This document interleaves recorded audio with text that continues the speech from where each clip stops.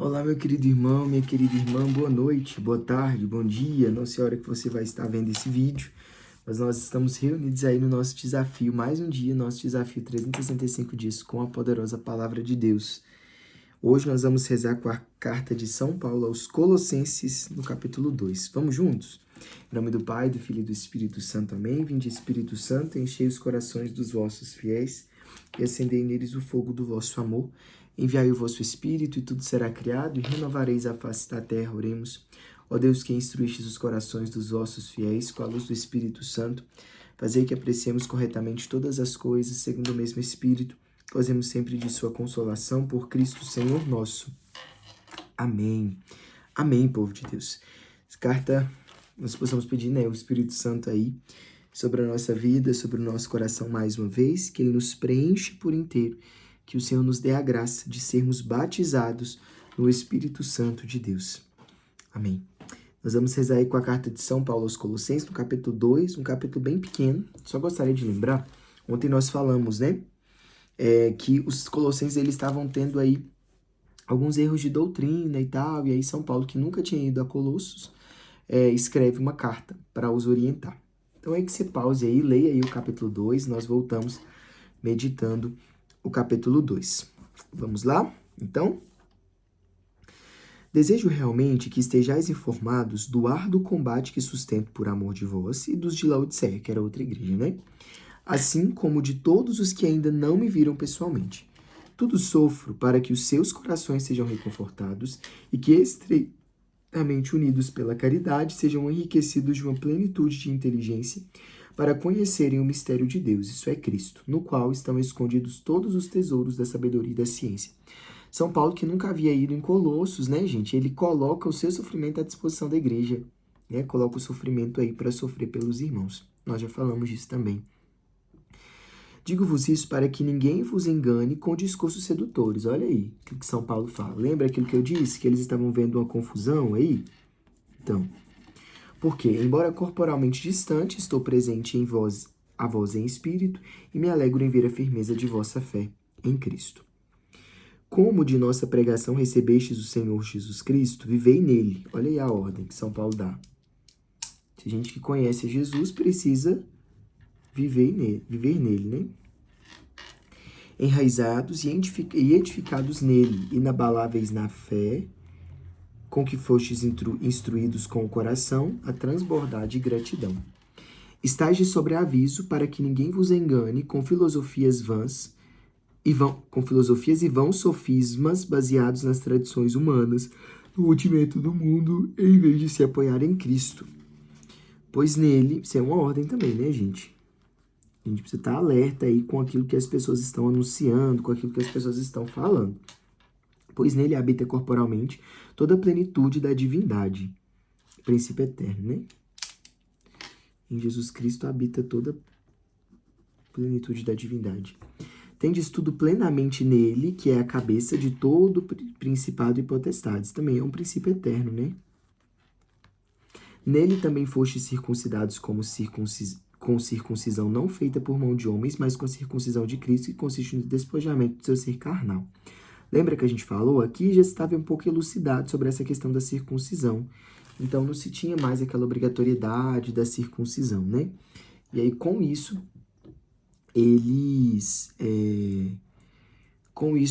eram circuncidados, pela fé na admissão, Jesus Cristo, Sepultados com ele no batismo, com ele também ressuscitastes por vossa fé no poder de Deus que o ressuscitou dos mortos. Princípio eterno, Mortos pelos vossos pecados e pela incircuncisão da vossa carne, chamou-vos novamente à vida em companhia dele. Isso aqui também é um princípio eterno. Gente, Jesus, ele está sempre a nos chamar, Aqui está falando que Jesus chamou para viver em companhia. Jesus está sempre a nos chamar. Nesse momento, ele está a te chamar através da leitura da palavra, Ele quem perdoou os nossos pecados, princípio eterno também, cancelando o documento escrito contra nós, olha que bonito isso, cujas prescrições nos condenavam, aboliu definitivamente ao encravá-lo na cruz. Olha o tanto que isso é bonito. É ele quem perdoou os nossos pecados, cancelando o documento escrito contra nós, cujas prescrições nos condenavam, aboliu-os definitivamente ao encravá-lo na cruz. Expoliu os principados e potestades e os expôs ao ridículo, triunfando deles pela cruz. Isso também é um princípio eterno. Gente, o Senhor está sempre a nos chamar. Não há nenhum maior que Jesus, né? Não há um nome maior que Jesus. Ele é o maior. Tudo é submetido aos pés de Jesus, inclusive o mal é submetido aos pés de Jesus. Então, nós não podemos ter medo de nada. Ninguém, pois, vos critique por causa da comida ou bebida ou espécies de festas, ou de luas novas ou de sábados. Tudo isso é mais que a sombra que deveria vir. A realidade é Cristo. Olha aí que bonito isso aí. A realidade é Cristo. Gente, nós podemos ser seduzidos por tantas coisas ao longo da nossa vida, mas Jesus, ele continua sendo único, né? Jesus continua sendo Senhor. Ninguém vos roube a seu bel prazer a palma da corrida, sob pretexto de humildade e culto dos anjos. Desencaminha-se essas pessoas em suas próprias visões e, cheias de vão orgulho de seu espírito materialista, não se mantêm unidas à cabeça, do qual todo o corpo, pela união das junturas e articulações, se alimenta e cresce conforme o crescimento disposto por Deus. Jesus Cristo é a cabeça, né, gente? Nós somos os membros aí. Que nós não nos deixemos levar pelos prazeres, que nós não nos deixemos levar por aquilo que... pelas próprias visões, né? Por aquilo que são os nossos achismos, mas nos baseemos na poderosa palavra de Deus. E para finalizar, olha que bonito aí. Se em Cristo estáis mortos aos princípios deste mundo, por que ainda vos deixais impor proibições como se vivesseis no mundo? Não pegues, não proves, não toques.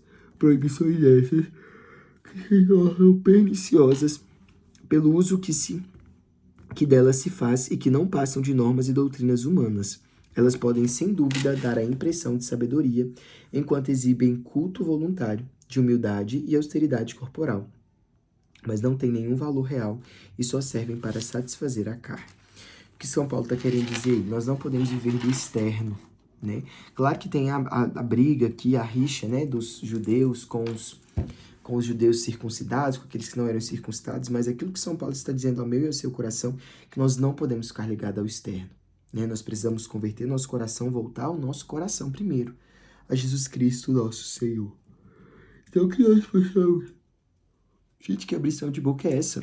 Que nós possamos rezar, pedindo ao Senhor nesse dia, que Ele venha sobre o nosso coração, que Ele venha sobre a nossa vida, que Ele possa vir sobre nós, que nós possamos render o nosso coração diante de Jesus, pedindo a Ele a graça de... edificados nele, nos tornarmos inabaláveis, né? Instruídos com o coração, transbordantes de alegria, como nos diz o versículo 6 e 7. Que nós possamos estar sempre vigilantes, atentos ao Senhor, que nenhuma ideologia, que nada possa nos enganar, possa nos cegar, possa nos impedir de ver o Senhor, de contemplar o seu rosto, a sua face, mas que o nosso coração seja um com o coração de Deus. Nós pedimos, Senhor, Tu que nos chama a todo momento, Tu que estás conosco a todo momento, que o Senhor continue a nos chamar, continue a chamar a minha vida, continue a me chamar para estar perto do Senhor, continue a me chamar para estar junto do Senhor, e que eu assuma de fato o senhorio de Jesus, o Teu senhorio, Jesus, sobre a minha vida, porque o Senhor perdoa os nossos pecados, o Senhor cravou na cruz todas as nossas iniquidades e misérias. Então que o Senhor me dê a graça de viver a maneira digna desse sacrifício de cruz. Que nada possa me seduzir. Me dê a graça, Jesus, de não ser seduzido pelo mundo. Me dê a graça de não ser seduzido pelas coisas do mundo. Que o meu coração compreenda sempre a verdade de que a realidade é Cristo, como nos escreve a palavra de Deus. A realidade é Cristo. A realidade da minha casa, a realidade do meu trabalho, a realidade de tudo aquilo que sou, de tudo aquilo que tenho, é Cristo. E que eu possa conservar e viver essa realidade até o fim dos tempos. Amém. Ave Maria, cheia de graça, o Senhor é convosco. Bendita sois vós entre as mulheres e bendito é o fruto do vosso ventre, Jesus. Santa Maria, Mãe de Deus, rogai por nós, pecadores, agora e na hora de nossa morte. Amém. Rogai por nós, Santa Mãe de Deus, para que sejamos dignos das promessas de Cristo para sempre. Amém. Que Deus os abençoe, os guarde e até amanhã, capítulo 3, da Carta de São Paulo aos Colossenses.